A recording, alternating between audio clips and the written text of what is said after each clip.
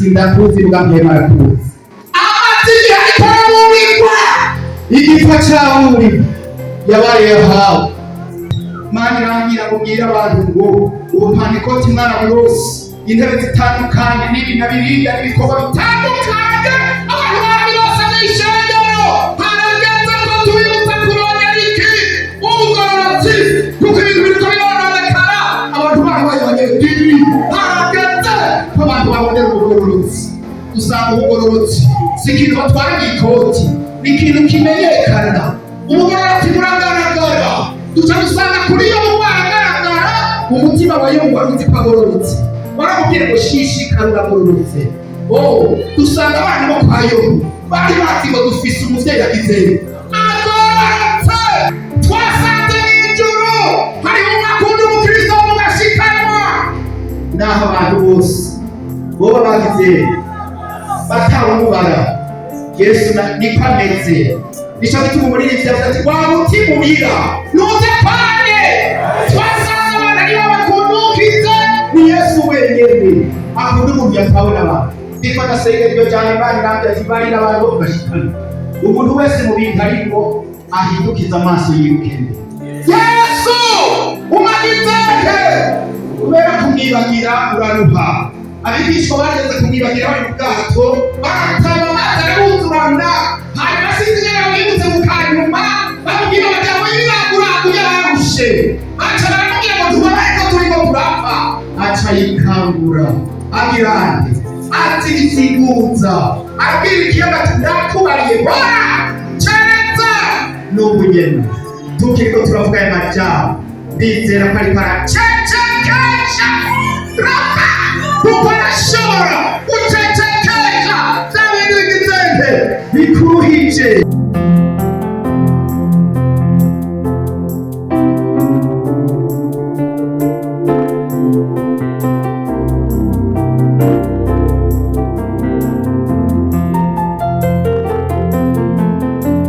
Imana ibahezagire cyane turiko tuvaye ikiremba rero twarasezeranye n'umugero w'ishengero yaradutumanye intasho nimuzakire izindi ntasho mfise mu rugo ndubatse ndafise umugore umwe n'abana batatu nabo nyene twarasezeranye bana intasho nimuzakire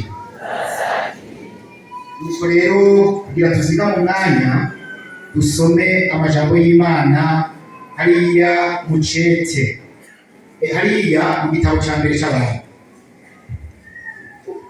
igitabo ca mbere c'abami igice ni 22 hariya ku murongo wa mbere twongere ku majambo tumaze kumva turumva ko Imana yatugendeye turumva ko Imana iri hano twongere ko amajambo y'Imana hanyuma ibikorwa bindi biri inyuma bihabe Rwanda hariya mu gitabo ca mbere c'abami igice ni 22 ku murongo wa mbere n'urupapuro rw'amajana 416 hariya mu isezerano rya kera muri iyi Bibiliya imaze iminsi ikora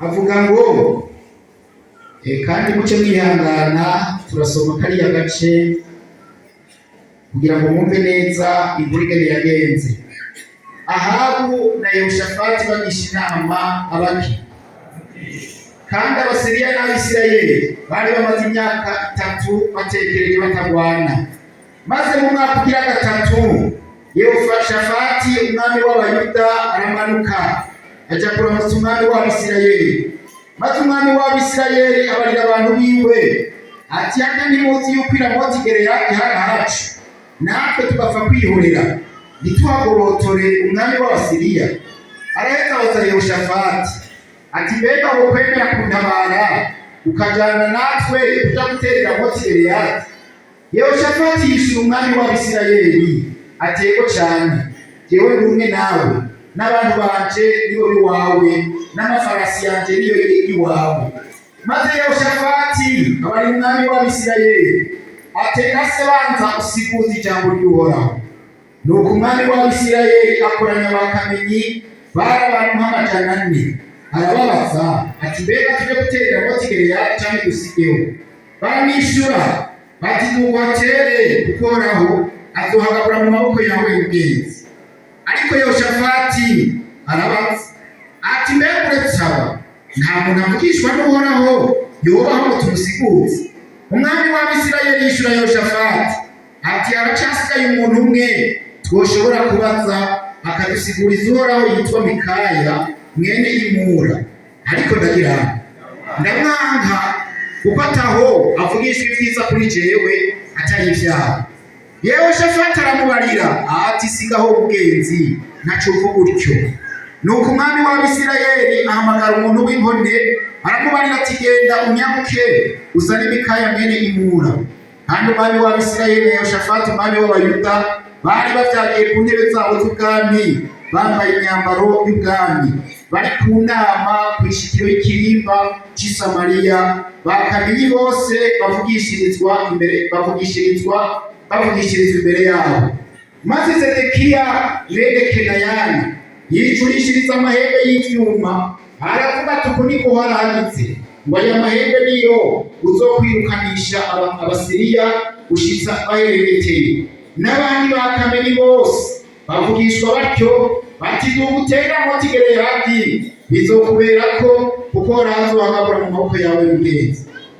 Maze intumwa yari yagiye guhamagara Mikaya iramubarira ita abavugishwa bose bahurije hamwe gusigurira umwami ivyiza. None rero nawe amajambo yawe nawe nk'ayabo uvuga ivyiza.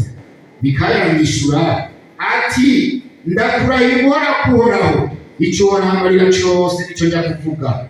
Nuko ashitse imbere y'umwami, umwami aramubaza ati Mikaya tujye guterera Gileyadi cyangwa dusigeho? Aramwishyura ati dugutere bizokuberako kandi uhoraho azohagabura mu maboko yawe y'ubwezi. Umwami aramubarira ati aho nakurahirije nzogeza ryari kugira ngo ntugire ico mbarira kitari ic'ukuri mu izina ry'uhoraho? Aramwishyura ati mbonye Abisirayeli bose basabagiye ku misozi nk'intama zitagira umwungere, kandi uhoraho agize ngo bariye n'abatagira shebuja ntibasubire iwabo, umuntu wese yigira amahoro. Umwami w'Abisirayeli abarira Yehoshafati ati sinakubarira ko atobwira ivyiza avugishwa kuri jewe atari ivyaha. Mikaya arongera ati none rero niwumve ijambo ry'uhoraho. Mbonye uhoraho vyagiye ku ntebe yiwe, ingabo zose zo mw'ijuru zimuhagaze iburyo n'ibumoso. Maze uhoraho arabaza ati ninde yogenda kosha Ahabu ngo atubwire Gileyadi agweyo? Nuko umwe aravuga ashira ukwiwe ubundi ukwiwe. Hanyuma haza impwemu ihagarara imbere y'uhoraho iravuga iti jewe ndamwosha. Uhoraho arayibaza ati uja kumwosha ute? Nayo iti ndagenda nihindure impwemu y'ibinyoma mu kanwa k'abakamenyi biwe bose. Nawe arayishura ati nuko uramwosha kandi uzobishobora genda ubwira utyo. Nuko none rero uhoraho hashize impwemu y'ibinyoma mu kanwa k'aba bakamenyi bawe bose kandi akugeneye ivyaha. Maze Zedekiya mwene Kenayana yegera Mikaya amukubita urushi aramubaza ati iyo mpwemu y'uhoraho yaciye he kuva muri jewe iza kuvugana nawe? Mikaya aramwishyura ati uzobura bimenya ku munsi uzokwitera haruguru mu mpete w'inyegeza. Maze umwami w'Abisirayeli aravuga ati nimufate Mikaya mumushire abonye umukuru w'umugwa na Yowasi umwana wanje, mutumabagize uru rugabo murucire mw'ibohero murugaburire ivyo kurya n'amazi vy'intica ntikize, uti kugeza hazo utabarukira amahoro. Mikaya aravuga ati nibona mu kutabarutsa amahoro uhoraho azoba atamvugishije. Arongera ati mw'abantu mwese muraba muvyumvise Ahabu agwa mu ntambara. Nuko umwami w'Abisirayeli na Yehoshafati umwami w'Abayuda baraduka baja guterera Gileyadi. Maze umwami w'Abisirayeli abarira Yehoshafati ati ngiye kwiyoberanya je mu rugamba, ariko weho niwambara imyambaro yawe y'ubwami. Nuko umwami w'Abisirayeli ariyoberanya aja ku rugamba, kandi umwami w'Isiriya yari yabariye abagabisha b'imikogote yiwe y'intambara uko ari 32. Ati nimutumere kurasa abandi arabora aboroshe cyangwa abahambaye atari umwami w'Abisirayeli wenyine. Nuko babagabisha b'imikogote y'intambara babonye Yehoshafati baravuga bati nguriye umwami w'Abisirayeli ntabikera. Nuko barakebanuka batumbera we Yehoshafati aturuku, maze abo bagabisha b'imikogote babonye batari umwami w'Abisirayeli barahindukira bareka kumwirukana. Maze umuntu umwe wo mu rugamba apfa kurasa ati umwami w'Abisirayeli n'ivyuma bimukingira bihurira, aca bari utumbereza umukogote wiwe ati hindukiza ngure mu rugamba uko nkomeretse bimeze gute. Uwo munsi intambara irushiriza kubihambara, umwami bamushigikirira aho nyene mu mukogote wiwe, ahangana n'Abasiriya. Hageze ku mugoroba aratanga, kandi amaraso yari yacundugutse ava mu ruguma atega imbere mu mukogote. Maze ngo mu kirengazuba humvikana kamo mu ngabo ngo nimutahe musubire mu bisagara vyanyu no mu ntara z'iwanyu. Uko niko umwami yatanze, bamujana i Samariya bamuhambayo. Umukogote we bawogereza ku kidengeri c'i Samariya aho bamaraya biyuhamirira. Ese vyari bikwepekera hagati ni inkuru yikwije tugomba tuvuganeko. Tumaze iminsi turi hano mu gaturuturu kejo kwa gatandatu nahawe ijambo rivuga ngo umwadukuru.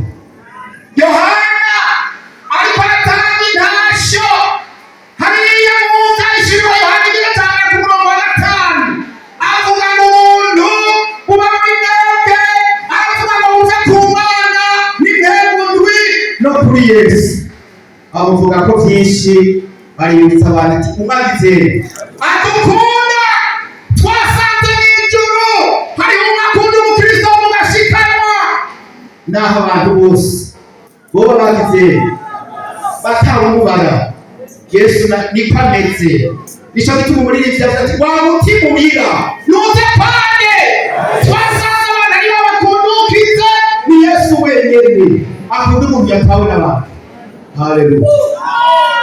Dusanga Timoteyo ati kubw'ivyo waba wibuka Yesu yagize yazutse mu bafu ati wamuvyibuka. Ndiko nasenga iryo jambo Imana irambwira ati bari n'abantu bashikana umuntu wese mu bintu arimo ahindukiza amaso yirukende Yesu umagizeke kubera kumwibagira uraruha. Abigishwa bageze kumwibagira bari mu bwato barataba amazi arabuzurana, hanyuma sinzigera bibutse mu kanyuma bamubwira bati wiragura kugira barushe, baca baramubwira ngo tubabaye ko turiko turapfa.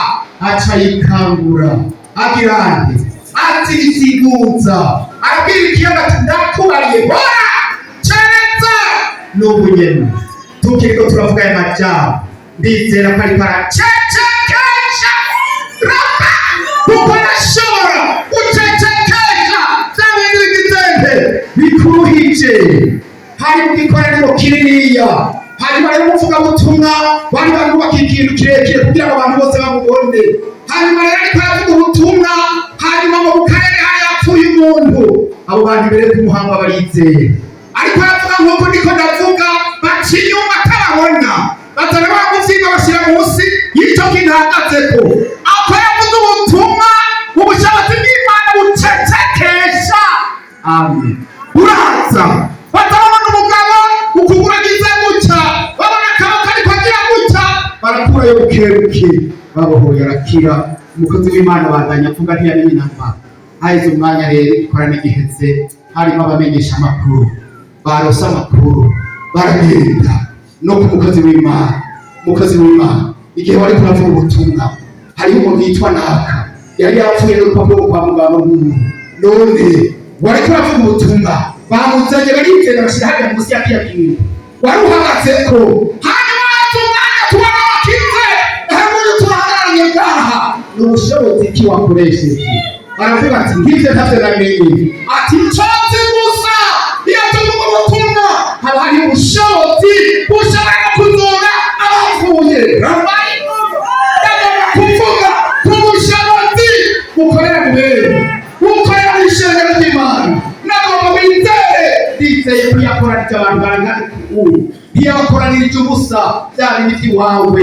Umwana ukunda arashobora kwicecekesha bigaceceka kuko afise ububasha bwo kwiganurira ivyo.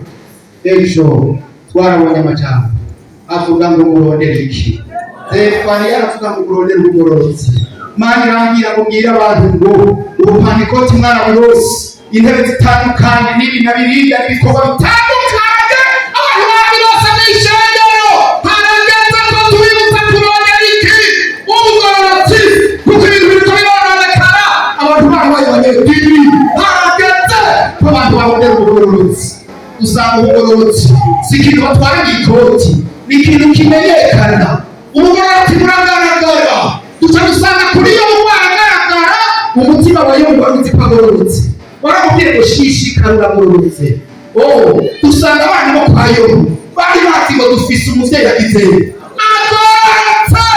Muka Yobu yarazi ko abana n'umugabo agororotse.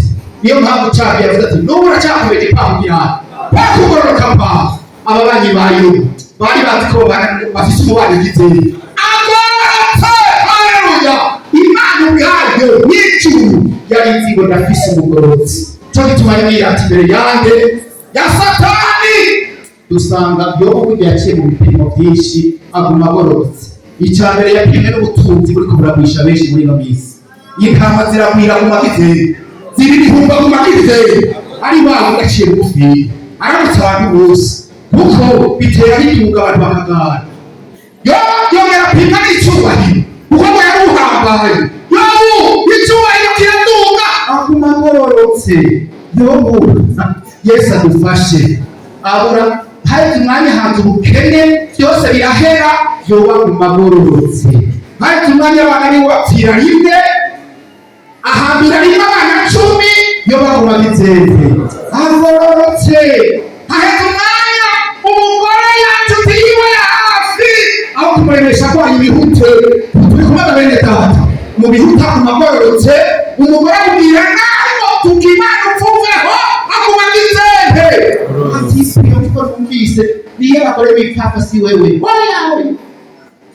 Yobu igipimo cya nyuma ari kukibona wese Bildadi na Elifazi turi kumwe bene data bagiye kumuraba bati imviriza reka kwidadira ibintu nk'ivyo bishikirwa n'umuntu yagize ati mbere uzoronka amahoro ukizeye wihanye.